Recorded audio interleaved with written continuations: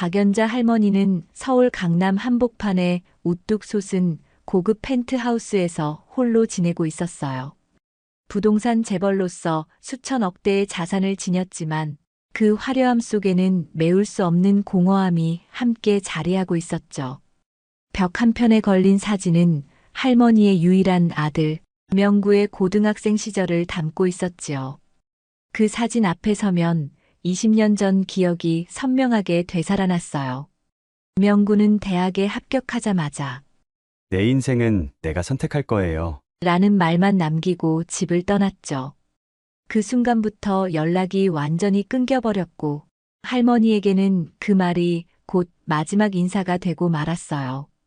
아침마다 할머니는 명구의 사진을 바라보며 혼잣말처럼 기도했어요. 그래도 어디선가 건강히 잘 살고 있겠지? 그 말끝에서 목이 메었지만 회한을 삼키며 하루를 시작하곤 했죠. 창문을 통해 내려다보면 끝없이 펼쳐지는 고층 빌딩들과 바삐 움직이는 사람들의 모습이 보였어요. 하지만 그 풍경은 할머니의 마음을 조금도 채워주지 못했죠. 삶이 풍족하면 외로움도 가벼워질 거라 여겼지만 그 예감은 틀렸다는 걸 이제 뼈저리게 깨닫고 있었어요. 텅 빈 펜트하우스의 거실을 지날 때마다 울리는 발소리는 다른 누구의 기척도 없는 정막을 실감하게 했죠. 어느 날 무더운 초여름의 기운이 무겁게 깔린 아침이었어요. 할머니는 사뭇 눅눅한 공기가 싫어 에어컨 스위치를 켰지만 갑자기 기계 안에서 이상한 소리가 들려왔어요. 웅웅거리는 굉음이 한동안 이어지더니 급기야 바람조차 시원하지 않게 느껴졌죠. 정말 왜 하필 오늘이라. 할머니는 한숨을 쉬며 바로 서비스 센터에 전화를 걸었어요. 약속 시간대를 정해두고 수리공이 찾아오기만을 기다렸어요. 그저 에어컨이 고장난 것뿐인데도 마음 한구석에서는 묘한 불안감이 스멀거렸어요. 명구의 소식을 기다리며 긴 세월을 보낸 탓인지 작은 일에도 괜히 심장이 두근거렸죠. 이제 곧 수리공이 오겠지? 텔레비전을 켜놓았지만 무슨 프로그램이 나오는지조차 눈에 들어오지 않았어요. 그렇게 조용히 흘러가던 시간이 이날을 기점으로 완전히 뒤바뀔 줄은 아무도 몰랐어요. 할머니는 모처럼 일찍 식사를 마치고 거실 소파에 앉아 멍하니 창밖의 빗줄기를 바라봤어요. 장마가 시작된 듯 회색 구름이 무겁게 드리워져 있었죠. 공허함은 빗소리와 뒤섞여 더욱 깊어지는 듯 했어요. 지금은 명구가 어디에 있는지도 모를 일이었지만 늘 마음은 그 아들을 향해 있었어요. 할머니는 그 아침의 공기가 마치 명구의 목소리를 닮았다고 느꼈죠. 섬뜩할 정도로 조용하지만 미묘하게 가슴을 간지리는 바람이 불어오는 느낌이었어요. 높은 건물 사이로 어렴풋이 비치는 햇살은 겨우 창틀을 넘어오고 있었지만 펜트하우스 안 구석구석은 여전히 흐릿한 그림자로 채워져 있었죠. 할머니는 언제부터인가 아침을 맞이할 때마다 오늘은 혹시 명구가 문을 두드릴까 하는 희미한 기대를 품곤 했어요. 그런 기대가 부질없음도 알고 있었지만 세월이 흐를수록 더욱 간절해지는 마음을 멈출 수가 없었어요. 낯선 초인종 소리가 거실에 울려 퍼진 것은 빗줄기가 더 굵어지기 시작할 무렵이었어요. 할머니는 혹시 수리공이 왔나 싶어 서둘러 현관문으로 갔어요. 문을 열자 젊은 청년이 작업복 차림으로 서 있었죠. 안녕하세요. 에어컨 수리 온 김기태입니다. 청년은 공손하게 인사를 건네며 안으로 들어섰어요.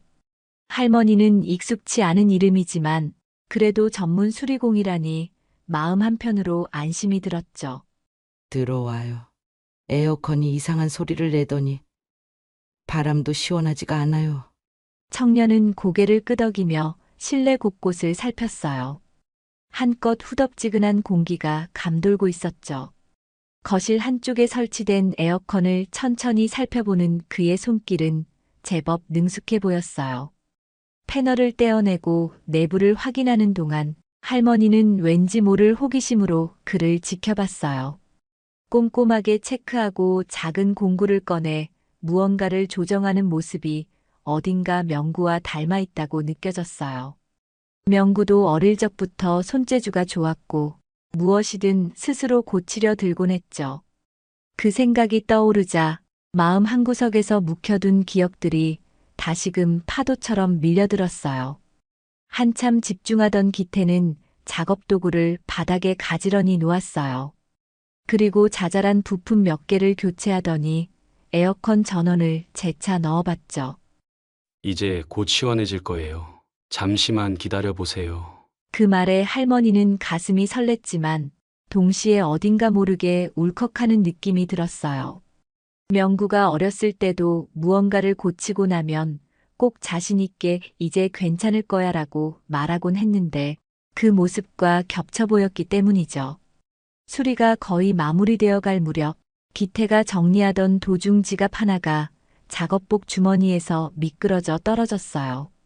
붉은 가죽 지갑이 반짝이며 바닥에 나뒹굴었고 할머니의 시선이 그 지갑에 꽂혔죠. 순간 할머니의 눈이 크게 떠졌어요. 붉은색 표면에 반듯하게 새겨진 이니셜 MS라는 금박 글자는 할머니가 20년 전 명구 고등학교 졸업 선물로 직접 맞춰줬던 그것과 똑같았어요. 청년은 첫인상부터 묘하게 편안한 기운을 풍겼어요. 눈빛은 맑았고 말투에는 어색한 꾸밈이 없었죠. 할머니는 낯선 이에게 애써 따스함을 바라는 자신이 조금 우스웠지만 어쩐지 그 청년에게서 명구의 흔적이 보이는 것만 같아 마음이 흔들렸어요. 공구를 조심스레 다루는 손동작이나 바닥에 다리를 접고 앉아 집중하는 모습 등이 문득문득 옛 기억과 겹쳐 보였던 것이죠. 할머니는 주체할 수 없는 떨림을 느끼며 지갑을 응시했어요. 그 지갑 어디서 난 거죠? 목소리가 떨렸고 기태 역시 멈칫하며 할머니를 바라봤죠. 이거요? 제 친구한테서 선물 받은 건데 제가 꽤 오래 잘 쓰고 있었어요. 기태는 지갑을 들어 보이며 자연스레 웃었지만 할머니의 얼굴은 창백해져 있었어요. 너무나도 익숙한 디자인이었어요. 정성껏 골라낸 붉은 가죽과 금박 이니셜. 오랜 시간이 흘렀지만 잊을 수 없는 흔적이 바로 눈앞에 살아 숨쉬고 있었어요. 할머니는 점점 숨이 가빠졌어요. 고작 지갑 하나를 보고 이토록 흔들릴 줄은 몰랐죠. 머릿속에서는 어쩌면 명구의 물건일지도 모른다는 생각이 빗발치고 있었어요. 할머니는 가까스로 안정을 되찾으려 노력하며 기태를 바라봤죠. 혹시 그 친구의 이름이 박명구인가요? 기태는 깜짝 놀란 듯 눈을 크게 떴어요. 맞는데 어떻게 아셨어요? 순간 할머니의 눈에서 뜨거운 눈물이 흘러내렸어요. 명구는 내 아들입니다. 그 말이 떨어지자 거실 안은 숨죽인 듯 고요해졌죠. 기태는 눈앞에 펼쳐진 상황이 믿기지 않는 듯 한숨을 길게 내쉬었어요. 아드님이셨군요. 명구 얘기를 들으시면 좀 힘드실 거예요. 할머니는 이미 울음에 목이 메어 있었지만 알고 싶다는 마음이 더 컸죠. 20년 동안이나 애타게 그리워했던 아들의 소식이 아니겠어요. 말해줄 수 있겠어요. 명구 얘기 다 듣고 싶어요. 긴 침묵이 흐르다가 기태는 작은 목소리로 운을 뗐어요. 하지만 할머니의 얼굴에는 이미 비통한 예감이 드리워져 있었죠. 옛날부터 소식 없는 명구를 잊지 못하며 수도 없이 상상했지만 이렇게 갑작스레 아들의 친구를 마주치게 될 줄은 꿈에도 몰랐어요. 운명 같은 이 만남이 그토록 오래 묶여있던 시간의 매듭을 풀어줄지 혹은 더 깊은 상처로 남을지 할머니 스스로도 확신할 수 없었어요. 기태의 대답을 듣고 난 후 할머니의 가슴에는 심장 박동이 더 크게 울렸어요. 명구라는 이름이 이렇게 갑작스럽게 다시 들려올 줄은 생각지도 못했죠. 그동안 어딘가에서 잘 지낼 것이라는 희망 섞인 상상을 하며 지냈지만 이제 막연한 추측이 아닌 실제 소식을 전해줄 사람이 나타난 거예요. 그 지갑 하나가 어떻게 이곳까지 흘러왔을까 하는 의문과 동시에 혹시라도 아들이 가까운 곳에서 지내고 있지 않을까 하는 미련이 피어올랐어요. 기태는 천천히 숨을 고르며 명구와의 첫 만남을 떠올렸어요. 명구와 저는 대학교 기숙사에서 처음 만났죠. 룸메이트가 되었고 같이 아르바이트도 하면서 정말 친하게 지냈어요. 그는 잠시 말을 멈췄어요. 그동안 묻어두었던 기억이 되살아나는지 얼굴에는 복잡한 감정이 스쳐 지나갔어요. 기태는 다시 입을 열었어요. 명구는 언젠가 어머니께 인정받고 싶다고 했어요. 집안이 부유하긴 했지만 본인 힘으로 무언가를 이루고 싶다고 했죠. 할머니는 울컥하는 마음을 간신히 다스리며 고개를 끄덕였어요. 그게 바로 아들이 지녔던 고집이자 자존심이라는 걸 어렴풋이 알고 있었으니까요. 하지만 그 고집이 결국 오랜 이별을 낳았다는 사실을 생각하면 가슴 한편이 미어졌어요. 기태가 다시 말했어요. 명구는 본인만의 길을 걷고 싶어 했어요. 그래서 졸업 후에 IT 스타트업을 시작했죠. 저 역시 그 곁에서 함께 고생했지만 그 시절은 참 힘들었어요. 그러나 그들은 함께라면 뭐든 해낼 수 있다고 믿었죠. 아무리 어려워도 세상 어디에도 기댈 곳이 없어도 둘이 손잡고 버티면 성공할 수 있으리라 생각했어요. 할머니의 눈가에는 어느새 눈물이 그렁그렁 맺혔어요. 아들이 집을 나간 뒤 어떻게 지냈는지 그려볼 수 있으니 동시에 미안한 마음도 함께 솟아올랐어요. 자신이 조금만 더 아들에게 다정하고 조금만 더 자유를 허락해줬다면 어땠을까 하는 후회가 마음을 후벼 팠죠. 기태는 잠시 시선을 바닥에 떨어뜨리고 있었고 할머니는 그의 말에 귀를 기울였어요. 명구는 항상 이야기했어요. 내가 성공해서 어머니를 찾아갈 날이 꼭 올 거야. 그때가 되면 모두 놀라겠지. 하지만 결국 웃으면서 우리를 받아주실 거야. 내가 아들이니까. 할머니는 참고 있던 눈물을 더 이상 멈출 수 없었어요. 그 말이 마치 아들이 바로 곁에서 속삭이는 것만 같았죠. 하지만 기태의 목소리가 점점 떨리기 시작하더니 그는 깊은 한숨과 함께 말을 이어갔어요. 그런데 5년 전 여름이었어요. 저희가 회사 직원들과 단체로 강원도 계곡에 놀러 간 적이 있었거든요. 갑자기 비가 많이 와서 물이 불었는데 명구가 거기에 휩쓸려. 그 순간 할머니는 숨이 막히는 것 같았어요. 아직 끝까지 듣지도 않았는데 심장이 철렁 내려앉았죠. 기태는 꾹 눌러둔 눈물을 참지 못하고 고개를 숙였어요. 명구를 발견했을 땐 이미 숨을 거둔 상태였어요. 저 역시 그때 충격에서 한동안 헤어나오지 못했어요. 순간 할머니는 머리가 하얗게 멍해졌어요. 20년 만에 아들의 소식을 들었는데 그 결말이 이렇게 비참할 줄이야. 목을 타고 흐르는 뜨거운 눈물과 와르르 무너지는 정신이 서로 뒤엉켜 온몸이 떨렸어요. 기태는 떨리는 목소리로 마지막 한마디를 덧붙였어요. 명구는 어머니께 못다한 마음이 컸어요. 저도 어떻게든 연락을 드려야 하나 했지만 제가 아는 정보가 부족해서 찾지 못했어요. 할머니는 공허하게 허공을 바라봤죠. 아들의 얼굴을 마지막으로 본 게 언제였는지조차 희미해지는 긴 시간 동안 아들은 이미 세상에 없었다는 사실이 믿어지지 않았어요. 시간이 멈춘 듯한 침묵 속에서 빗소리만이 창문을 때리며 귓가를 울렸어요. 할머니는 떨리는 목소리로 겨우 입을 열었어요. 내가 너무 몰랐구나. 그 아이가 무엇 원하는지도 어디로 가고 싶은지도 전혀 이해해주지 못했어. 슬픔과 후회가 폭포수처럼 밀려들어 더 이상 말을 이어갈 수 없었죠. 그렇게 할머니와 기태는 서로 아무 말도 하지 않은 채 한참을 앉아 있었어요. 눈물은 끝없이 흐르고 가슴 속에는 만감이 교차했어요. 오랜 그리움이 절망으로 변해가는 순간 할머니는 아들의 마지막 흔적이라도 붙잡고 싶다는 간절함을 느꼈죠. 오늘 처음 본 청년이지만 그가 명구와 함께 보냈던 시간들이 너무나 소중하게 다가왔어요. 그 시간의 조각들이라도 알고 싶은 마음이 할머니를 파고들었어요. 하지만 아직 해야 할 이야기가 남아있다는 듯 기태는 깊은 한숨을 쉬며 입술을 깨물었어요. 할머니는 눈물을 훔치고 그의 시선을 마주했죠. 아들의 죽음에 대한 충격은 너무 컸지만 이제 기태의 말에 귀를 기울여야만 할 것 같았어요. 잃어버린 20년의 시간 중 일부라도 되찾을 수 있다면 그나마 아들을 좀 더 가깝게 느낄 수 있을 테니까요. 그러나 그 순간의 절망감은 쉽게 가시지 않았어요.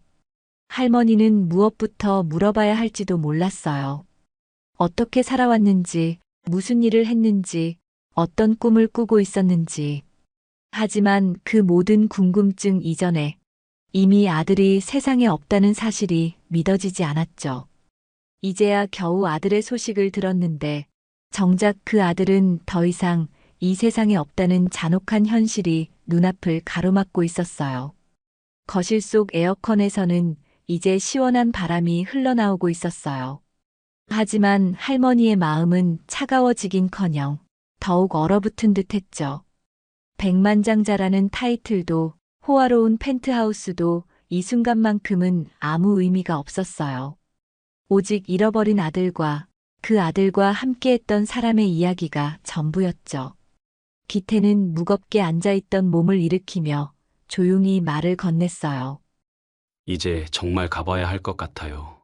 너무 힘들어 하시는 모습 보니. 좀 더 자세한 이야기는 다음에 나눠도 될까요? 할머니는 눈가를 닦으며 고개를 끄덕였죠. 순간적 충격이 너무 커 몸조차 움직이기 어려웠지만 적어도 기태가 다시 찾아올 거라는 사실에 희미한 희망 같은 게 솟았어요.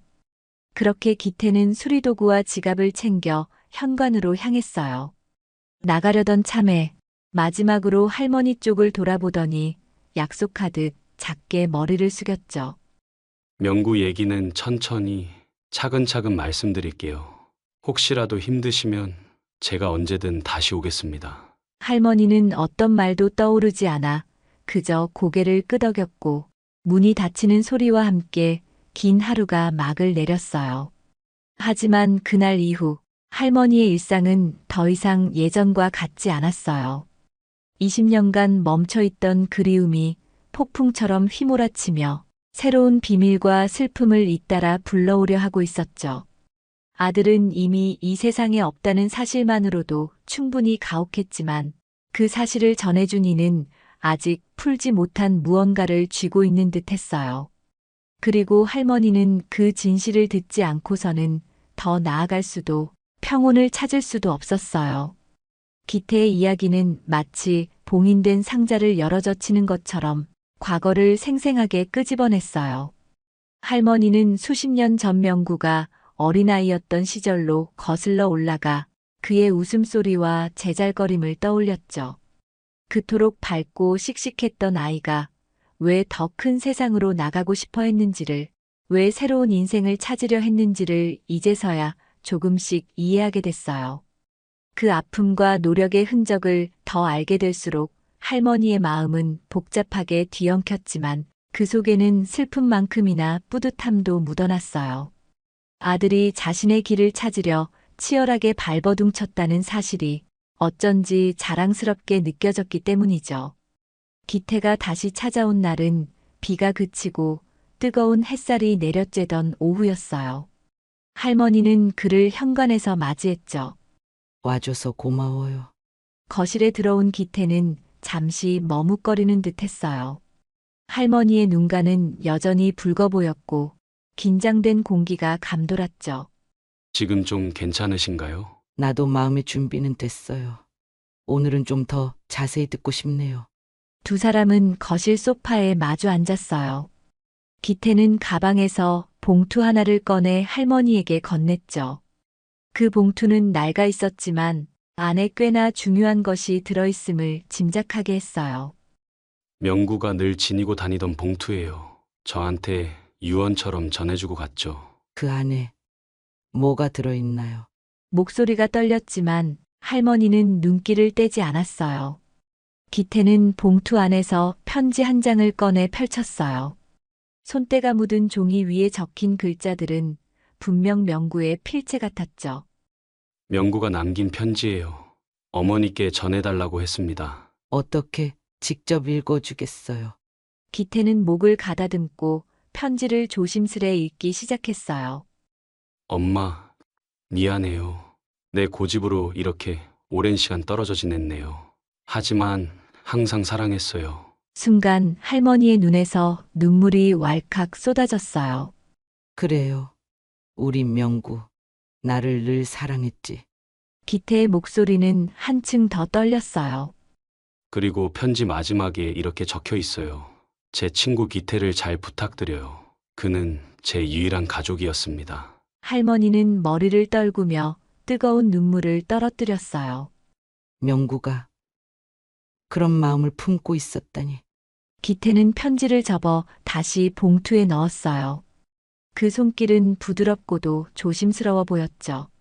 그리고는 주머니에서 또 다른 서류를 꺼내 건넸어요.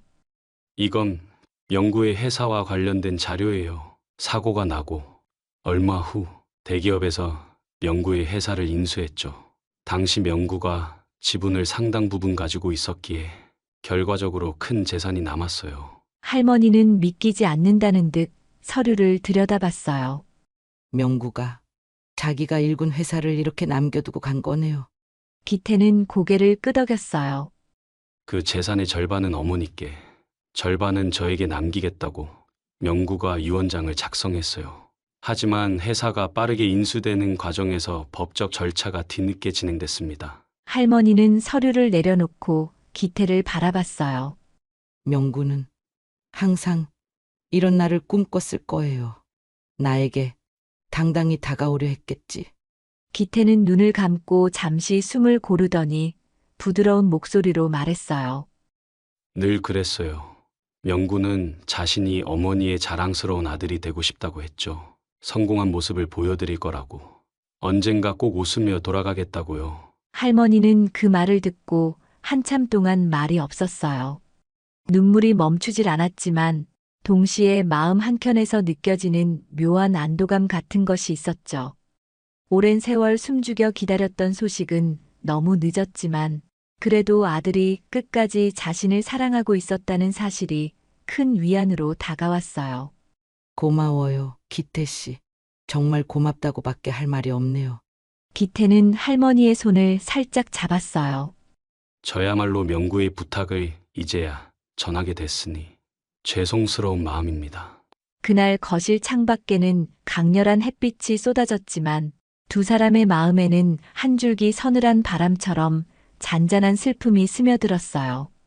명구의 빈자리는 영원히 채워질 수 없겠지만 그가 남긴 진심과 기억들은 이제 할머니와 기태를 이어주는 다리가 되어가고 있었죠.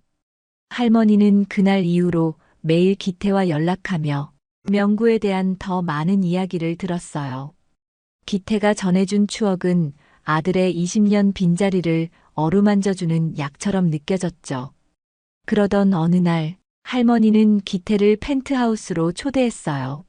집이 워낙 넓은데 나 혼자 있으려니 적막감이 더 심해져요. 기태 씨도 나와 함께 살아보면 어떨까요? 기태는 너무 놀랐는지 눈을 동그랗게 뜨고 잠시 말이 없었어요. 정말 괜찮으시겠어요? 저는 그냥 수리공이었고 아직은 이곳에서 살 자격이 있다고 생각되지 않아요. 할머니는 살짝 미소를 지었어요. 명구의 가장 소중한 친구라면서요. 그 말 한마디면 충분하고도 남아요. 기태는 잠시 머뭇거리다 할머니의 손을 잡았어요. 사실 저도 가족이 없거든요. 오랫동안 혼자였는데 이렇게까지 말씀해 주시면 저도 감사히 받아들이고 싶어요. 할머니는 눈물을 글썽이며 고개를 끄덕였어요. 명구가 떠난 뒤로 내 세상도 함께 멈춰 있었어요. 그런데 기태 씨가 날 다시 숨쉬게 해줬네요. 그날 할머니와 기태는 긴 대화를 주고받으며 서로의 상처와 외로움을 나눴어요. 대화를 마치고 창문을 열어보니 저물어가는 노을빛 아래로 도시가 붉게 물들어 있었죠. 긴 하루가 저물어가듯 할머니의 지난 날도 하나씩 정리되어 가는 기분이 들었어요. 명구가 다시 돌아올 수 없다는 사실은 변하지 않지만 이제 할머니는 기태와 함께 새로운 가족의 형태를 만들어 가리라 결심했어요. 그 후로 기태는 할머니의 펜트하우스 일부 방에 짐을 옮겨왔어요. 처음에는 어색했지만 서로를 의지하며 지내는 시간이 쌓이면서 자연스럽게 식사도 함께하고 회사 일도 함께 의논하게 됐어요. 할머니는 명구가 남긴 회사 지분과 재산 문제를 정리하면서 기태에게 경영에 참여해 줄 수 있겠느냐고 물었죠. 명구의 회사였으니 그 정신을 누구보다 잘 이해하는 사람이 기태 씨잖아요. 기태는 잠시 생각에 잠겼어요. 전 그냥 수리공이었지만 명구와 함께 스타트업을 키워온 건 사실이죠.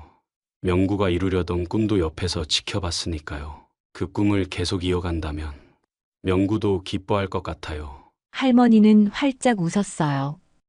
그래요. 둘이 함께 만들었던 꿈이라면 이제 강신이 이어가는 게 맞겠죠.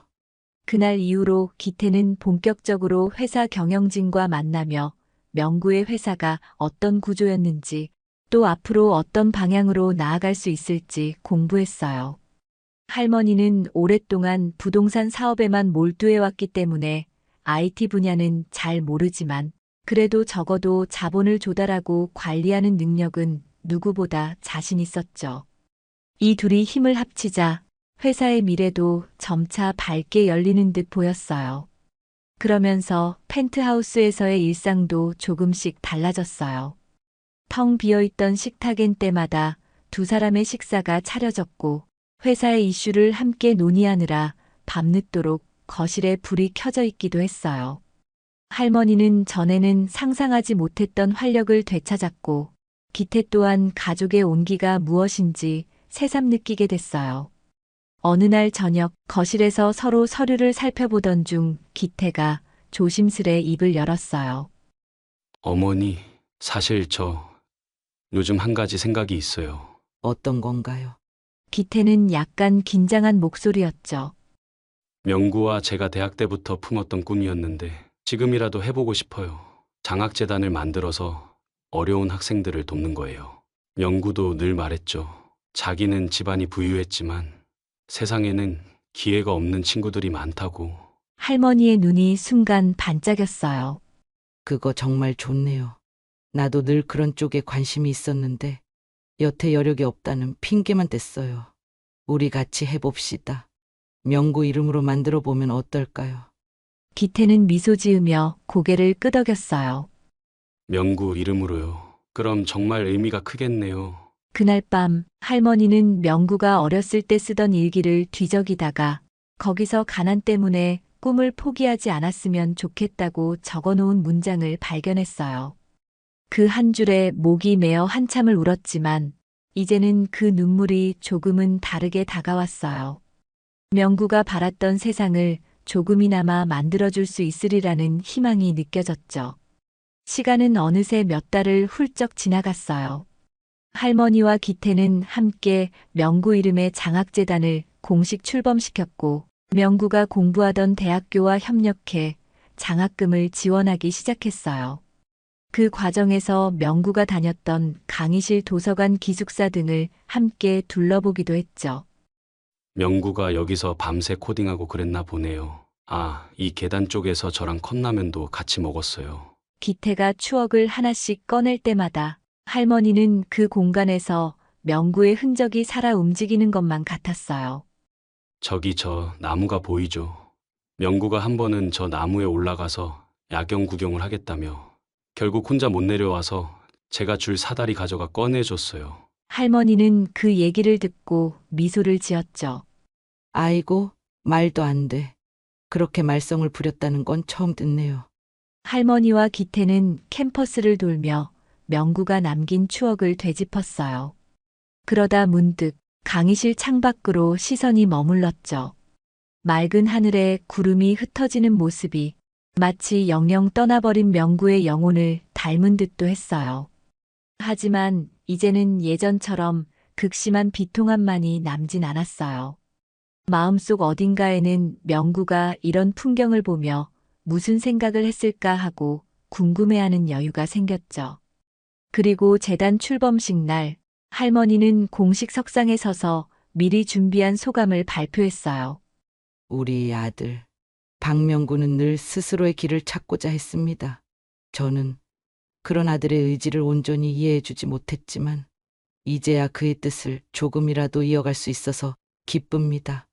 기자들과 학생들, 교수진이 모두 박수를 보냈고, 기태는 무대 뒤에서 서류를 정리하며 할머니를 흐뭇하게 바라봤어요. 그날 두 사람은 깊은 안도감에 젖은 채 귀가했죠. 비록 명구는 함께하지 못하지만 그 이름이 적힌 장학재단은 앞으로도 오래도록 많은 사람들에게 희망을 줄 거라는 믿음이 있었어요. 할머니와 기태는 그 뒤로도 매주 일정 시간을 할애해 재단 운영을 점검했어요. 필요하다면 학교 측과 면담도 하고 장학금 전달 방식이나 수혜 대상 확대 방안도 논의했죠. 바쁘긴 했지만 그 와중에 서로 보듬어주는 따뜻함이 있었어요. 저녁이면 거실 창문을 열어놓은 채 기태 씨, 오늘 저녁은 파스타 어때요? 오, 좋아요. 그럼 장 좀 보고 올게요. 이런 소소한 대화를 나누며 사는 일상이 할머니에게는 더할 나위 없이 소중했어요. 이 새로운 생활 속에서 할머니는 스스로도 놀랄 만큼 활기를 되찾았어요. 명구를 생각하면 여전히 가슴이 시리지만 그 시림이 예전처럼 참혹한 고통이 아니라 추억의 온기와 함께 찾아오는 감각이 됐죠. 언제부턴가 꿈속에서도 명구를 자주 보게 됐는데 이젠 눈물로 깨어나기보다 한결 다정해진 마음으로 아침을 맞곤 했어요. 3년이라는 시간이 흐른 뒤 할머니의 펜트하우스 테라스에는 작은 정원이 들어섰어요. 명구가 좋아했다던 해바라기가 한가득 피어 있었죠. 그 해바라기들을 바라볼 때마다 할머니는 그가 떠오르고 자연스레 미소가 지어졌어요. 그날은 할머니의 회갑을 맞아 기태가 잔치를 준비하고 있었어요. 펜트하우스 거실에는 명구와 함께 공부했던 옛 친구들, 회사 동료들, 그리고 재단에 도움을 준 여러 사람이 자리를 채웠죠. 식탁에는 정성스럽게 준비한 음식들이 놓였고 커다란 생일 케이크에 초가 꽂혀 있었어요. 분주하게 손님들을 맞이하느라 정신이 없던 기태가 잠시 짬을 내어 할머니를 불렀어요. 어머니, 잠깐만 이리로 와주세요. 보여드릴 게 있어요. 거실 한편 기태는 작은 상자를 내밀었어요. 이건 명구의 일기장이에요. 제가 예전에 명구 방에 있던 물건들을 정리하면서 발견했죠. 혹시라도 찾게 되면 할머니께 꼭 드리라고 명구가 말했었어요. 할머니는 조심스레 상자를 열어 일기장을 꺼냈어요. 표지가 다 헤어져 있었지만 안에는 또렷한 글씨들이 빼곡했어요. 한 장을 펼치자 그날의 생활과 함께 엄마에게라는 말로 시작하는 문장들이 보였죠. 엄마, 오늘은 아르바이트가 너무 힘들었지만 그래도 열심히 해볼래요. 언젠가 엄마 앞에 당당히 서서 제 꿈을 말하는 날이 오겠죠? 할머니는 일기장을 한 장 한 장 넘길 때마다 마치 명구가 옆에서 속삭이는 느낌을 받았어요. 언제부턴가 또 눈물이 고였지만 이번엔 가슴속이 따뜻하게 뭉클해지는 감정이 더 컸어요. 명구가 날 위해 이렇게 매일 글을 썼다니 그 아이가 얼마나 힘들어했을지 또 얼마나 날 그리워했을지 이제야 알겠네요. 기태는 할머니 곁에 살짝 다가갔어요. 명구는 늘 어머니 얘기를 했어요. 어머니께 인정받고 싶다고, 정말 사랑한다고. 사실 떠나오긴 했지만 속마음은 언제나 돌아가고 싶어 했죠. 주변에서 잔치 음식을 나르는 소리와 손님들의 웃음소리가 가득했지만 이들 두 사람에게는 일기장을 사이에 두고 오롯한 시간이 흘렀어요. 할머니는 일기장을 살짝 안아쥐고 소중한 보물처럼 가슴에 품었어요. 그때 기태가 또 하나의 작은 상자를 꺼냈어요. 이건 제가 준비한 선물이에요. 할머니는 상자를 열어보고는 깜짝 놀랐죠. 붉은색 가죽 지갑이 들어 있었는데 명구의 지갑과 똑같은 디자인의 YJ라는 이니셜이 금박으로 새겨져 있었어요. 해바라기를 닮은 빛깔로 만들고 싶었는데 그래도 예쁘게 나왔죠. 늘 명구 지갑만 가지고 있기도 죄송해서 이번엔 제가 고생해서 맞췄어요. 할머니는 살짝 웃으며 그 지갑을 만져봤어요. 정말 고맙구나. 이제 우리 가족의 새로운 상징 같네. 명구의 지갑이 우리를 이어줬다면 이건 기태가 우리에게 가져다 준 또 다른 인연 같아. 기태는 머쓱하게 웃었어요. 저도 이제야 진짜 가족이 된 것 같아요. 항상 기댈 수 있는 곳이 있다는 게 어떤 기분인지 처음으로 느낍니다. 방 안에 모인 손님들이 갑자기 외쳤어요. 칠순 축하드립니다. 촛불 끄셔야죠. 할머니와 기태는 미소를 지으며 함께 거실 중앙으로 나갔어요.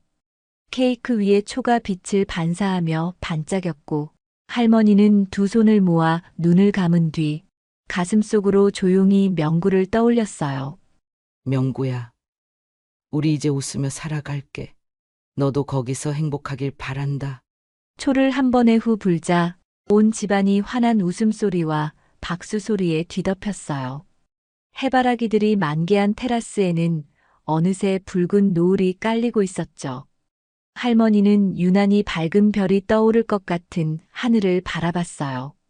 기태 역시 그 옆에서 고개를 들어 같은 하늘을 함께 올려다봤죠. 그 순간 마치 명구가 어딘가에서 두 사람을 지켜보고 있는 듯한 기분이 들었어요. 잃어버린 시간은 되돌릴 수 없지만 그들이 서로를 통해 재발견한 가족의 의미는 사라지지 않을 거라고 믿었어요.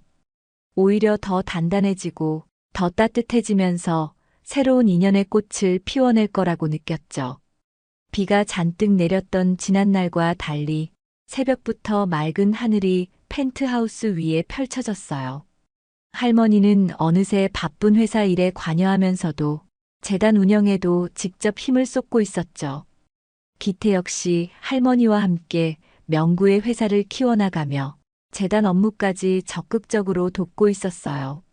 그러나 그 평화로운 일상 아래에는 미묘한 긴장감이 감돌았어요. 이유를 알 수 없지만 할머니의 오랜 비서인 윤 비서가 왠지 모르게 기태를 경계하는 듯 보였거든요. 어느 날 아침 윤 비서는 할머니 방 앞에서 잠시 머뭇거렸어요.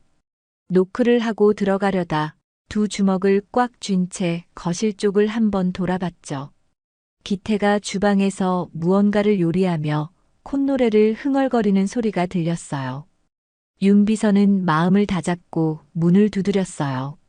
회장님, 잠시 이야기 나눌 수 있을까요? 할머니는 눈을 들어 윤 비서를 봤어요.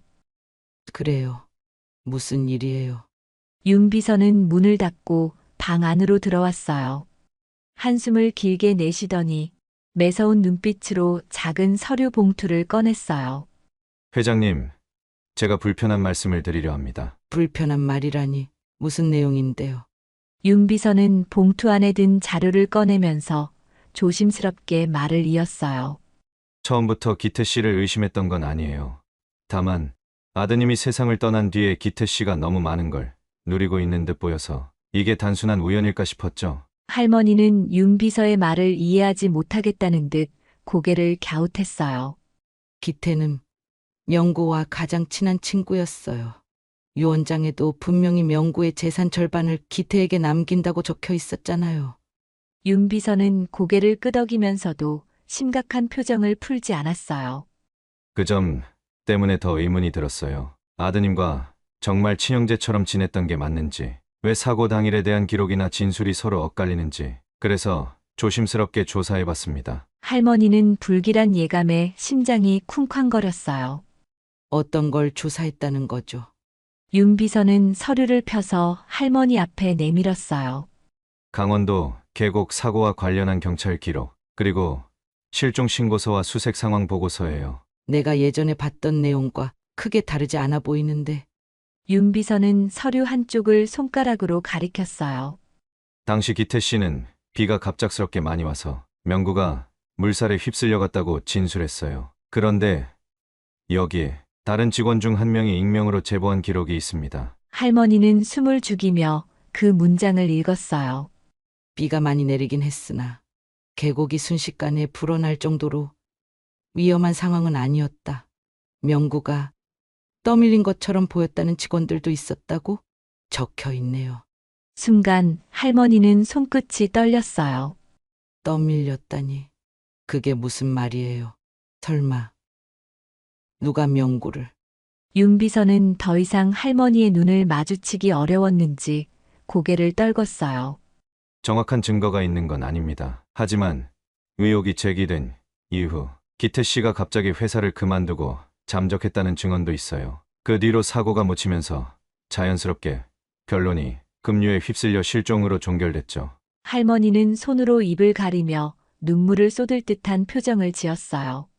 그럼 명구가 정말 누군가에게 떠밀린 건가요?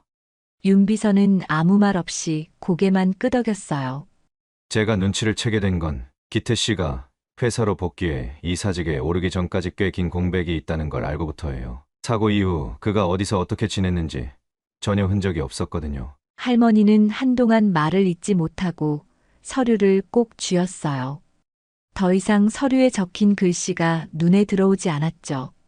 명구의 가장 소중한 친구라는 사람에게 이런 의심이 쏟아진다는 사실 자체가 믿기지 않았어요. 그러나 동시에 가슴 깊은 곳에서 알 수 없는 분노가 끓어올랐어요.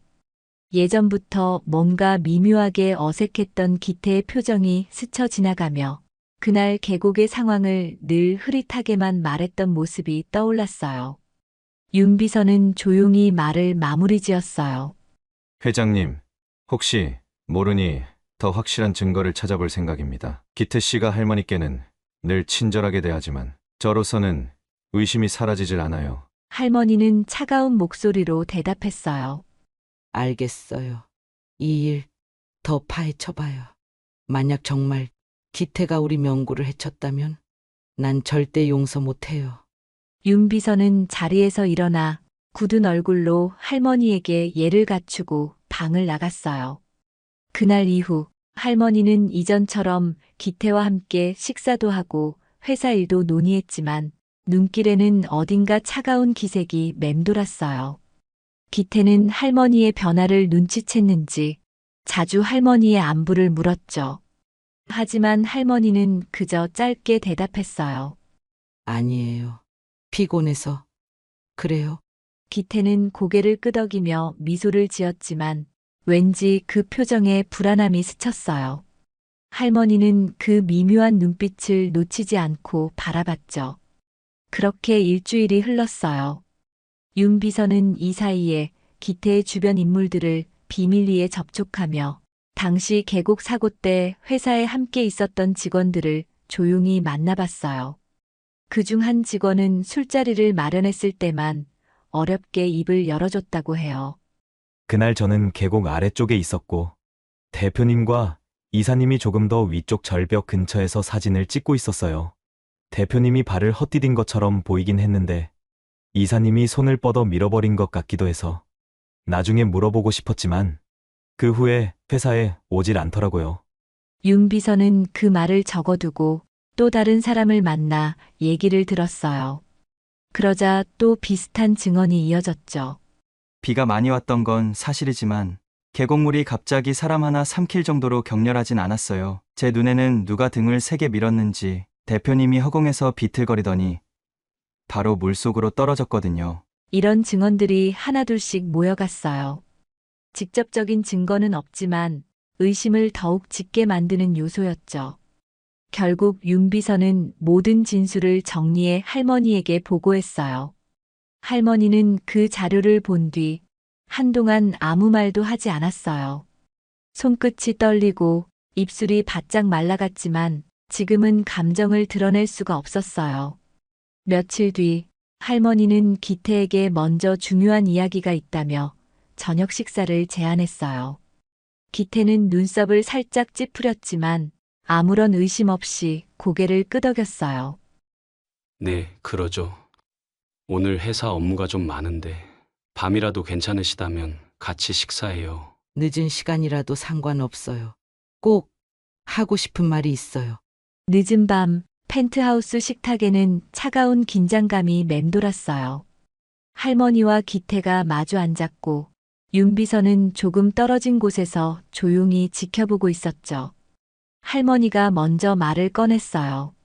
이제 당신이 이사로 취임한 지도 반년이 넘었네요. 기태는 부드럽게 웃으며 대답했어요. 그렇죠. 다 어머니 덕분이에요. 할머니는 기태를 잠시 바라보다 목소리를 낮췄어요. 명구에 대해서 내가 아직도 궁금한 점들이 많아요. 기태는 살짝 표정을 굳히며 조심스레 대답했어요. 제가 드릴 수 있는 이야기는 모두 해드린 것 같은데요. 할머니는 손가락으로 식탁을 톡톡 두드렸어요. 정말 다 얘기했나요? 명구가 어떻게 죽었는지 정확히 말이에요. 기태는 잠시 침묵했어요. 식탁 조명이 기태의 얼굴을 반쯤 비추고 있었는데 왠지 그 표정이 이전보다 더 차가워 보였죠. 그날 비가 너무 많이 와서 계곡물이 급격히 불어났다고 제가 말씀드렸잖아요. 그게 다예요. 할머니는 고개를 저었어요. 그런데 왜 다른 사람들은 다르게 말할까요? 계곡물이 그 정도로 위험하지 않았다고 하던데. 기태는 헛웃음을 지었어요. 다들 긴박한 상황에서 제대로 못 본 거겠죠. 실제로 명구는 물에 휩쓸려 갔고 저는 그때 손 쓸 틈이 없었으니까요. 할머니는 그 말을 듣고 마지막으로 참았던 질문을 쏟아냈어요. 계곡 위쪽 절벽에서 명구를 직접 밀어버린 거 아니냐고 묻고 있어요. 솔직히 말해봐요. 나중에라도 밝혀지면 난 기태 씨를 절대 용서 못해요. 기태는 숨을 들이마시더니 잘 참아왔던 감정을 드러내듯 눈빛이 변했어요. 밀어버렸으면 어쩔 건데요. 그걸로 경찰에 고발이라도 하시겠습니까? 윤비서는 순간 크게 놀라 어안이 벙벙했어요. 할머니는 얼어붙은 표정으로 기태를 똑바로 바라봤죠. 지금 무슨 말을 하는 거예요? 정말 당신이 명구를 밀어 죽였단 말인가요? 기태는 조용히 웃었어요. 그렇게 말해두죠. 처음엔 그럴 생각 없었어요. 하지만 명구가 계속 성공하고 결국 회사도 자기 뜻대로 움직이려 했죠. 그 힘이 너무 컸어요. 저는 명구의 그림자로만 살아갈 수 없었어요. 할머니는 치가 떨려 혀가 마비될 것 같았어요. 명구와 정말 친하게 지냈다면서 그걸 질투했단 건가요? 기태는 고개를 들고 거만하게 대답했어요. 처음엔 진심으로 친했어요. 하지만 점점 명구가 제 앞을 가로막는 벽이 된 거예요. 누가 봐도 재능 있고 돈 많고 잘 나가는 명구가 그래서 그 계곡에서 마지막 기회라고 생각했어요. 할머니는 분노에 온몸이 떨렸어요. 내 아들을 그렇게 죽여놓고 지금까지 내 곁에서 뻔뻔하게 살아왔다는 거예요. 이런 괴물이었나? 그 당신이. 기태는 식탁을 가볍게 쳤어요. 괴물이라니요. 전 그저 기회를 잡은 거예요. 아마 명구가 살았어도 언젠간 어머니 재산 모두 독차지하고 저를 버렸겠죠. 할머니는 눈물을 주체할 수가 없었어요. 수십 년간 가슴에 묻어온 아들의 죽음이 이런 잔인한 배신으로 밝혀진 거라니. 나가. 지금. 당장 내 집에서 나가.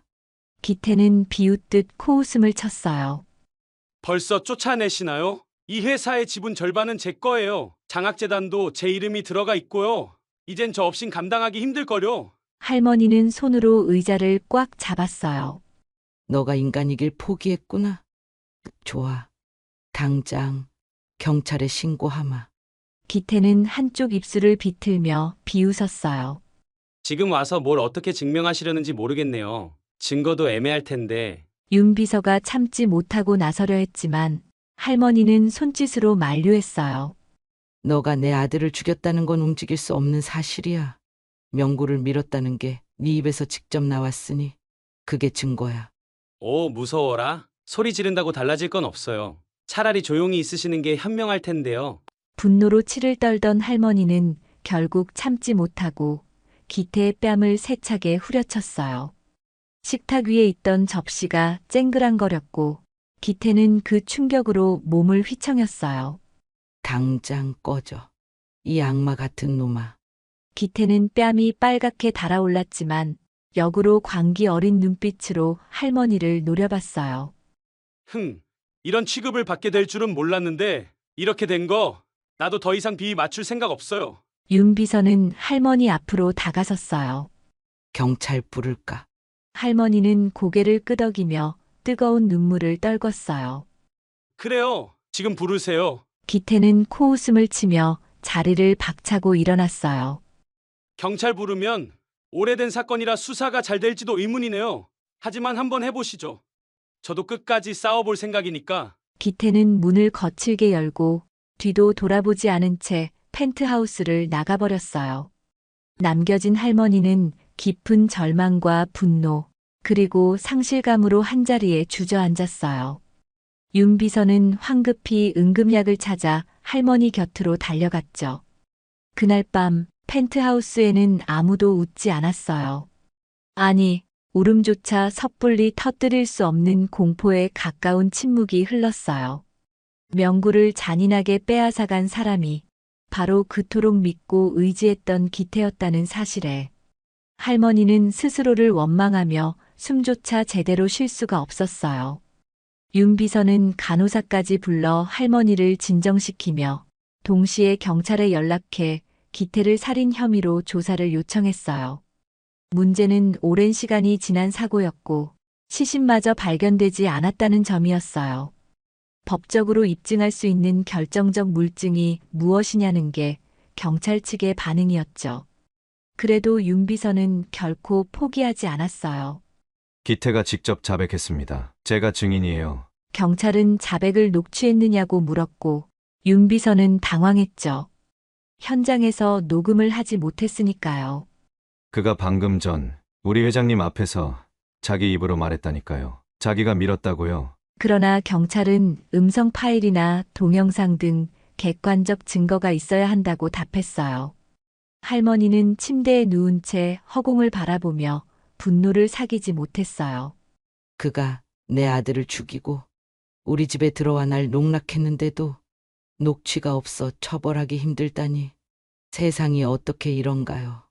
윤 비서는 이 상황을 어떻게든 해결해야 한다는 일념으로 사고 당시 회사 직원들이나 기태와 관련된 다른 자료를 모으려 발로 뛰었어요. 하지만 기태는 이미 슬그머니 잠적해버려 연락도 되지 않았어요. 경찰도 현재로선 참고인 조사뿐이고 자백에 대한 추가 증거가 필요하다는 입장이었어요. 결국 할머니는 강원도 계곡 사고가 났던 현장까지 직접 가보기로 마음먹었어요. 명구를 밀어 떨어뜨린 바로 그 장소에서 무언가 확실한 단서를 찾을 수 있지 않을까 하는 마지막 희망이었죠. 윤 비서도 함께 가겠다고 했어요. 하지만 할머니는 단호히 고개를 저었죠. 아니에요. 나 혼자 가야겠어요. 왜 이런 결정을 하는지 당신도 잘 알고 있잖아요. 지금 내 마음을 누구도 이해 못할 거예요. 윤 비서는 망설이다가 결국 할머니의 의지를 꺾지 못했어요. 할머니는 혼자서 차를 몰고 강원도의 깊은 산속으로 향했어요. 비 예보가 없던 맑은 날이었어요. 할머니는 명구가 떠난 지점으로 알려진 절벽 근처에 조심스레 다가갔어요. 예전엔 사람들이 많이 찾았을 텐데 지금은 꽤나 관리가 안 된 상태로 보였죠. 바위와 낙엽이 뒤엉킨 길을 한참 걷다 보니 작은 표지판 하나가 위험 지역이라고 쓰여 있는 게 보였어요. 거기서 조금 더 올라가자 바위 절벽 아래로 계곡이 흐르는 모습이 눈에 들어왔어요. 이곳에서 명구가 떨어졌다는 생각을 하니 마음이 무너지는 듯 했어요. 명구야. 내가 널 끝까지 지켜주지 못했구나. 할머니는 절벽 끝에서 아래를 내려다봤어요. 물이 잔잔하게 흐르고 있었지만 그날엔 어땠을까 상상하니 등골이 서늘했어요. 갑자기 비가 온 것도 물이 불어난 것도 그 어느 것도 사실은 진실이 아니었으리란 생각에 분노와 슬픔이 다시금 치솟았어요. 왜 하필 기태였니? 넌 정말 기태를 믿었잖아. 할머니는 가슴을 부여잡으며 자꾸만 눈물을 흘렸어요. 명구의 마지막이 얼마나 무서웠을지 얼마나 믿기지 않았을지 생각하면 뼈마저 으스러질 것 같았어요. 그렇게 한참을 오열하다가 할머니는 절벽 근처 바위에 무언가 새겨진 흔적을 발견했어요. 햇빛이 살짝 기울어질 무렵 그 자국이 은근히 반짝였죠. 가까이 다가가 보니 MK라는 이니셜이 낙서처럼 새겨져 있었어요. 옆에는 5년 전 날짜로 보이는 숫자가 흐릿하게 남아 있었죠. 명구와 기태, 할머니는 손가락으로 그 글씨를 더듬었어요. 둘이 함께 기념으로 새긴 걸까? 아니면 다른 누군가가 남긴 우연한 낙서일까? 어쨌든 그 흔적 때문에 마음이 뒤엉켰어요. 정말로 친하게 지내던 사이였다면 어쩌다 이런 결과가 된 걸까? 할머니는 절벽 아래로 시선을 옮겼어요. 오늘따라 물소리가 더욱 낮고 침울하게 들렸어요. 이곳에 데려와 명구를 떠밀어 버릴 만큼 사악한 의도를 품었다는 게 믿기지 않았어요. 하지만 현실은 이미 드러났죠. 할머니는 위태롭게 절벽 끝에 앉아 있다가 문득 기태가 한 말이 귓가에 맴돌았어요. 명구가 곧 모든 걸 차지하고 난 버려질 거라고 생각했다. 사람의 마음이란 이렇게나 쉽게 변해버릴 수 있을까? 명구를 사랑했던 그 마음과 동시에 증오했던 그 마음이 동시에 공존했을까? 너가 너무 원망스럽다. 기태, 할머니는 차가운 바위를 짚고 일어나 싸늘한 계곡 바람을 온몸으로 맞았어요. 아들에게 마지막 인사를 전하듯 눈을 감고 조용히 중얼거렸어요. 명구야, 이제 내가 혼자서라도 진실을 밝힐게. 너의 목숨을 앗아간 대가를 치르게 할 거야. 해질 무렵 할머니는 천천히 차로 돌아갔어요. 머릿속은 복잡했지만 결심은 분명했어요. 기태가 어떤 위협을 하든 법과 세상의 원리를 믿고 끝까지 싸워나가겠다고 마음먹었죠. 펜트하우스로 돌아온 할머니는 곧바로 윤비서와 마주 앉았어요. 윤비서가 걱정스러운 얼굴로 물었어요. 회장님, 괜찮으신가요? 얼굴이 잿빛이세요. 할머니는 힘겹게 대답했어요. 괜찮을 리가 있나. 그래도 마음은 정리됐어요.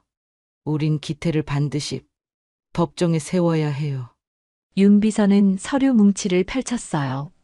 저도 추가로 수소문한 결과 기태가 과거에 회사 자금을 빼돌린 정황이 있다는 정보를 확보했어요. 그것도 아드님이 알게 되자 크게 다퉜다는 증언이 있더군요. 할머니는 턱을 괴고 생각에 잠겼어요.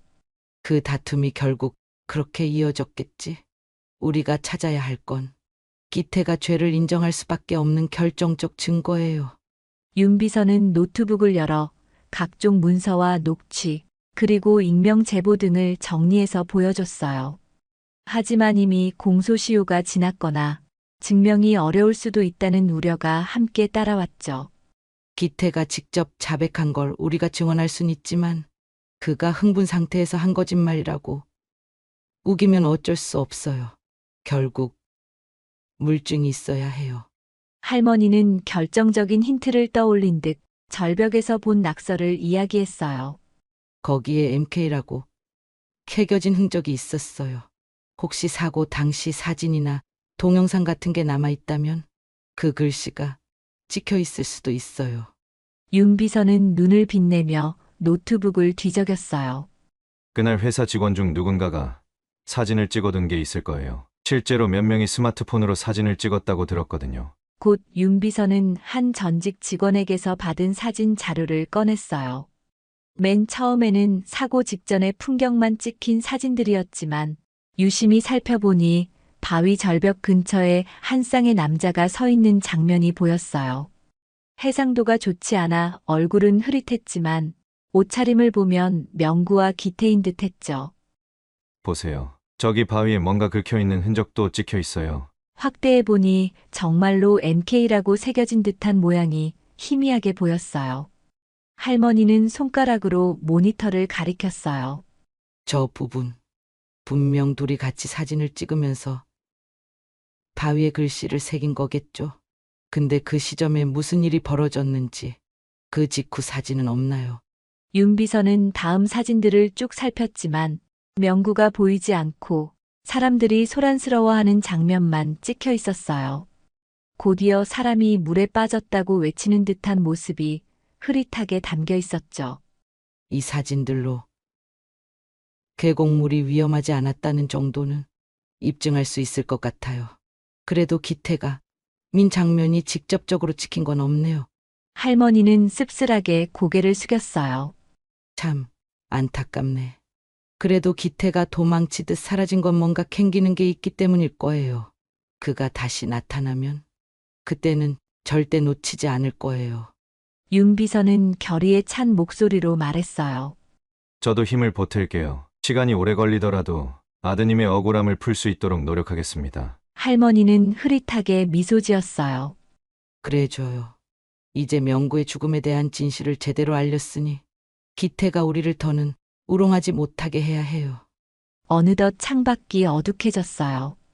도시는 늘 그렇듯 화려한 불빛으로 가득했지만 펜트하우스 안은 적막하고 무거운 기운에 휩싸여 있었어요.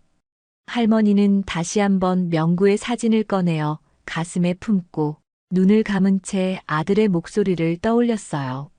언젠가 기태의 죗값을 반드시 치르게 하겠다는 다짐이 아들에 대한 마지막 책임처럼 느껴졌어요. 명구야, 조금만 더 기다려줘. 너가 원하는 정의를 엄마가 대신 찾아줄게. 며칠간 할머니는 식음을 전폐하다시피 했어요. 명구를 앗아간 자가 기태임을 알게 된 뒤로 세상이 송두리째 무너진 느낌이었죠. 그러나 할머니는 오래 슬픔에만 빠져 있을 수 없었어요. 마음속에 분노의 불꽃이 활활 타오르면서 오히려 더 냉정하게 움직이기 시작했죠. 윤 비서와 함께 자료를 모으고 법적 절차를 꼼꼼히 점검했어요.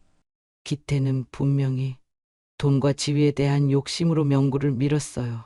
그가 자백한 걸 증거로 남길 수만 있다면 좋을 텐데. 윤 비서는 고개를 끄덕이며 녹취나 영상 같은 객관적 증거 확보가 필요하다고 설명했어요.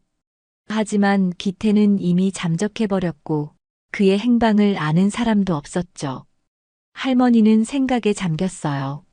명구의 회사를 통해 기태가 이사로 취임했으니 기업 계좌나 법인카드를 쓸 수 있을 거예요. 혹시 그런 흔적으로 그가 어디 있는지 추적할 수 있을지 몰라요. 윤 비서는 즉시 재무팀과 접촉해 최근 계좌 변동 내역을 뒤졌어요. 어제 해외 송금이 한 번 있네요. 금액은 그리 크진 않지만 홍콩 쪽 계좌로 이체된 것 같아요. 할머니는 신락 같은 실마리를 놓칠 수 없었어요. 그럼 홍콩으로 잠적했을 수도 있겠네요. 만약 그렇다면 국제적으로 수배를 요청해야 할 수도 있어요. 윤 비서는 염려 어린 표정으로 대답했어요. 아직은 확신할 순 없지만 더 추적해 볼게요. 그리고 기태가 회사 명의로 사용하던 이메일 계정이 몇 개 있으니 그쪽도 확인해 보겠습니다. 할머니는 결심한 듯 턱을 괴고 말했어요. 설령 해외로 도망간다고 해도 우린 끝까지 쫓을 거예요. 우리 명구를 해친 죄를 그대로 둘 순 없어요. 그렇게 복수를 향한 작은 불씨가 현실적인 방법으로 하나씩 구체화되고 있었죠. 며칠 후 윤 비서는 한 가닥 희망을 안고 회사 서버를 뒤지던 중 기태가 사용하던 이메일 중 하나에서 놀라운 걸 발견했어요.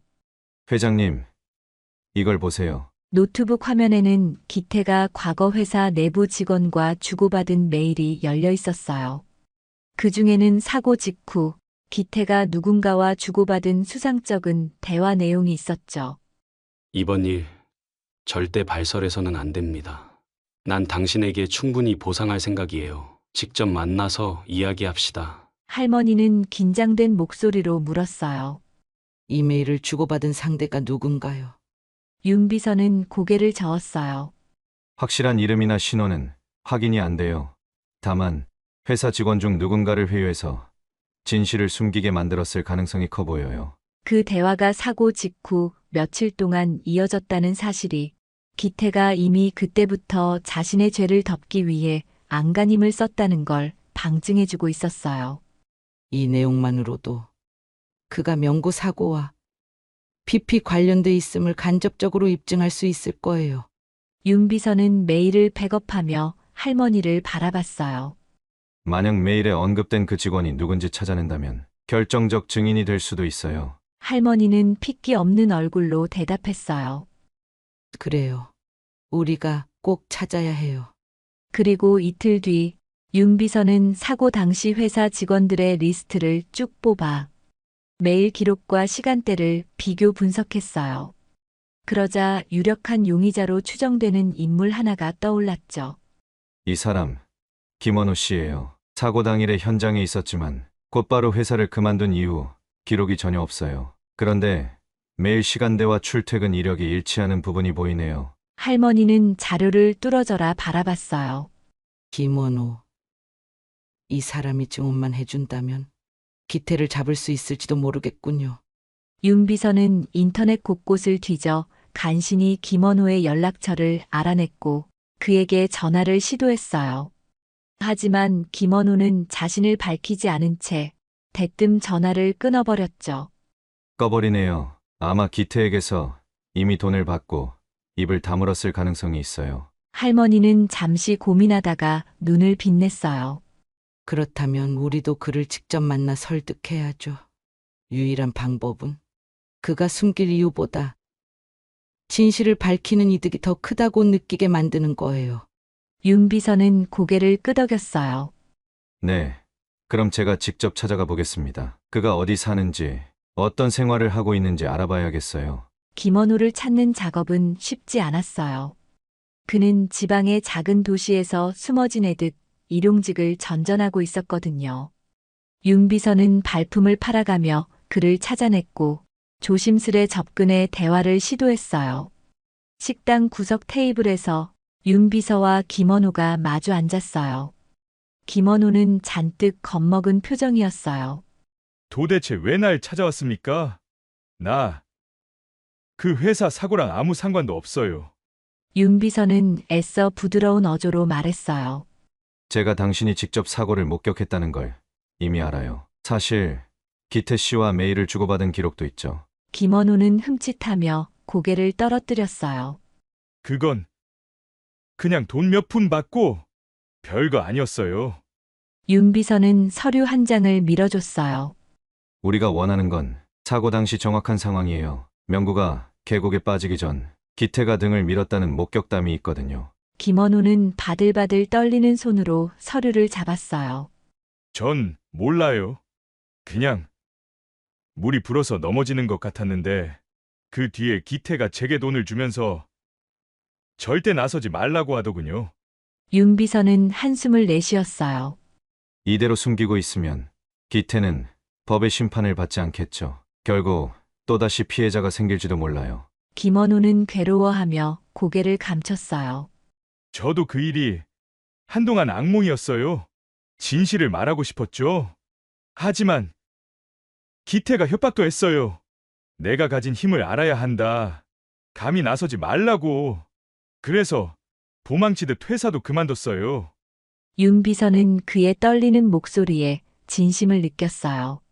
지금이라도 함께 나서면 당신의 안전은 우리가 보장할게요. 회장님은 부동산 재벌이시고 법률팀도 강력하게 붙을 거예요. 그러니 걱정 말고 솔직히 털어놔 주세요. 김원호는 긴 침묵 끝에 울먹이는 목소리로 말했어요. 실은 제가 기태가 명구를 미는 걸 목격했어요. 명구가 잠깐 바위 위로 올라서서 사진을 찍으려는 순간이었죠. 비가 오긴 왔지만 물이 갑자기 불 정도는 아니었고요. 기태가 뒤에서 밀었고 명구가 소리조차 못 지르고 물속으로 빠져들었어요.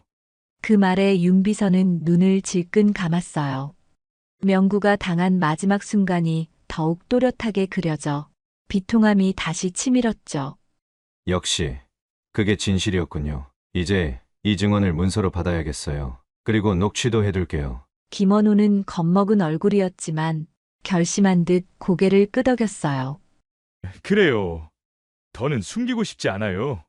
기태가 날 어떻게 하든 이젠 고통스럽게 숨는 것보다 사실을 밝히는 게 낫겠어요. 윤 비서는 곧장 김원호의 증언과 녹취, 서명을 받아 정리했어요. 그리고 할머니에게 달려가 기쁜 소식을 전했어요. 드디어 결정적 증언을 얻었어요. 기태가 명구를 직접 밀어버린 장면을 목격했다는 진술입니다. 녹취와 서명까지 확보했어요. 할머니는 참았던 눈물을 터뜨렸어요. 이제야 증명할 수 있군요. 우리 명구가 그냥 실족한 게 아니라는 걸. 하지만 기쁨도 잠시 또 하나의 문제에 부딪혔어요. 기태가 해외로 도망쳤는지 여전히 행방불명이라는 사실이었죠. 국내에 있으면 바로 체포 요청을 할 텐데 지금 그가 어떤 경로로 어디에 숨어 있는지 확실치 않아요. 윤 비서는 법률팀과 상의한 끝에 기태가 도주 중이라도 인터폴 수배 절차를 밟으면 공조 수사가 가능하다는 결론을 얻었어요. 공식적인 혐의 제기를 해야 하고 검찰 측에서 사건을 재수사하도록 압박할 필요가 있습니다. 할머니는 목소리를 낮추며 말했어요. 좋아요.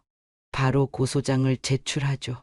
김원호 씨 증언도 같이 내면 수사 개시가 가능하겠죠. 윤 비서는 이틀간 서류를 정리해 고소장을 썼고 김원호와 함께 검찰청을 찾아갔어요. 비록 시간이 오래 지났지만 명확한 목격자의 진술과 그간 수집한 증거들이 재수사의 문을 열어줄 거라고 믿었죠. 며칠 뒤 뉴스에 간략하게 보도가 나왔어요. 수년 전 강원도 계곡에서 실종된 박명구 씨 사건이 살인 혐의로 재수사될 전망입니다. 유령 용의자로 지목된 김기태 씨는 현재 소재 파악 중이며 경찰과 검찰은 해외 도피 가능성을 열어두고 수사에 착수했습니다. 펜트하우스 거실에서 할머니와 윤 비서는 그 뉴스를 함께 지켜봤어요. 할머니는 비장한 표정이었지만 입술을 꽉 깨물고 아무 말도 하지 않았어요. 눈물을 삼키며 명구야, 조금만 더 기다려. 속으로 되뇌었죠. 얼마 후 뜻밖에도 기태가 한국으로 돌아왔다는 소식이 들려왔어요. 경찰이 국제 수배를 추진하자 더 도망치기 어려웠는지 은밀히 입국했다가 덜미가 잡힌 거였죠. 기태는 인천공항에서 긴급 체포됐고 수사기관의 신문을 받게 됐어요. 할머니는 이 사실을 전해 듣고 직접 경찰서로 찾아갔어요. 비록 면회나 대면이 허락된 상황은 아니었지만 그 자리에 가만히 앉아 기태가 어떻게 조사받는지 지켜보고 싶었죠. 경찰서 복도에서 초조히 기다리던 할머니에게 담당 형사가 다가와 물었어요. 혹시 피해자 유족분이십니까? 할머니는 힘겹게 고개를 끄덕였어요. 네, 맞아요. 형사는 안타까운 표정으로 한숨을 쉬었어요. 용의자가 여러 변명을 하고 있습니다만 김원호 씨 증언과 메일 기록, 회사 자금 흐름도 의심스럽죠. 꽤 증거가 모였어요. 아마 기소는 가능할 거예요. 할머니는 가슴속에서 무언가 울컥 끓어올랐어요. 그에게 전해주세요. 난 절대 용서 안 해요. 내 아들을 죽인 죄값 반드시 치르게 만들 거예요. 형사는 딱히 대답을 못하고 조심스레 고개만 끄덕였어요. 수사 과정에서 기태는 처음엔 모든 혐의를 부인했어요. 그러나 김원호의 확실한 증언, 이메일 자료, 그리고 옛 직원들의 진술이 잇따르면서 궁지에 몰렸죠. 결국 재판에 넘겨졌고 사건은 세간의 주목을 받게 됐어요.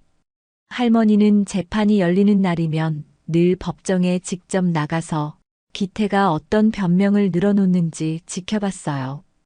기태는 애써 눈길을 피하며 변호인을 통해 자신은 단지 명구를 잡으려 했을 뿐이라고 주장했죠. 하지만 증거는 이미 충분히 갖춰져 있었어요. 판결날이 다가올수록 할머니는 밤에 잠을 이루지 못했어요. 한순간도 명구의 얼굴이 떠나질 않았죠. 드디어 복수가 끝나는 걸까? 그래도 명구는 돌아올 수 없다는 게 너무도 슬프네. 그런 생각을 할 때마다 할머니는 아들의 마지막 순간을 떠올리며 분노를 간신히 억눌렀어요. 그래, 조금만 더 버티자. 명구가 바랐을 정의를 내가 이뤄줄 거야. 재판 마지막 날, 방청석에는 할머니와 윤 비서를 비롯해 명구 사건에 관심을 가진 많은 사람이 자리했어요. 변호사들의 공방이 길어졌고 기태는 긴장한 표정으로 서 있었죠. 법정 안은 숨막히는 긴장감이 감돌았어요. 재판장이 마침내 자리를 잡고 최종 판결문을 읽기 시작했어요. 피고인 김기태는 고 박명구를 계곡에서 밀어 사망에 이르게 했습니다. 사건 당시 피고인은 이미 피해자의 회사 지분과 재산을 노리고 있었던 정황이 여러 증언으로 확인됐습니다. 그 순간 법정에 있던 사람들이 모두 숨죽였어요. 할머니는 손을 모아 꼭 쥔 채 재판장의 입술만 바라봤죠. 결정적으로 목격자 김원호의 구체적이고 일관된 진술, 피고인이 작성한 이메일 등을 통해 이 사건은 단순 사고사가 아닌 고의적이라는 점이 인정됩니다. 기태는 고개를 푹 숙였지만 그 눈빛은 끝까지 원망과 분노가 뒤섞인 듯 보였어요. 이에 본 법원은 피고인 김기태에게 징역 25년형을 선고합니다. 재판장이 판결을 선고하자 잠시 정적이 감돌았어요. 그 뒤 여기저기서 탄식과 안도, 눈물이 뒤섞인 소리가 터져 나왔죠. 할머니는 무너질 듯 가슴을 쥐고 겨우 호흡을 이어갔어요. 명구야. 이젠 됐다. 그래도 넌 돌아오지 않지만 기태는 고개를 들지도 못했고 호송관들에게 이끌려 법정을 빠져나갔어요. 마지막 순간 그가 할머니를 힐끗 돌아봤지만 할머니는 더 이상 그의 눈길을 마주하지 않았어요. 이제 끝이야. 너의 죗값은 너가 치르게 될 거고 난 명구에게 조금이나마 미안함을 덜었어. 할머니의 두 눈에서 눈물이 흘렀지만 그 눈물은 이제 처절함보다는 해방감에 가까웠어요. 판결 후 펜트하우스에는 다시금 정막이 감돌았지만 그 공기는 전과는 달랐어요. 기태가 사라지고 난 뒤 할머니는 허탈함과 함께 안도감을 동시에 느꼈어요. 무너지고 망가질 것 같았던 복수가 마무리되자 오히려 깊은 공허함이 찾아왔죠. 그렇다고 해서 재단 운영을 멈출 수는 없었어요. 명구의 이름을 딴 장학재단은 이제 막 자리 잡기 시작했고 도움이 필요한 학생들을 찾아 지원해주는 역할을 계속 해나가고 있었죠. 할머니는 어느 날 아침 재단에 새로 지원서를 낸 학생들의 서류를 살펴보다가 문득 생각했어요. 명구라면 이 아이들을 위해 어떤 조언을 해줬을까? 그 순간 명구의 목소리가 귓가에 스치듯 들렸어요. 엄마, 그냥 내가 바랐던 세상을 함께 만들어주세요. 경제적 이유 때문에 꿈을 포기하지 않도록. 할머니는 희미하게 미소 지었어요.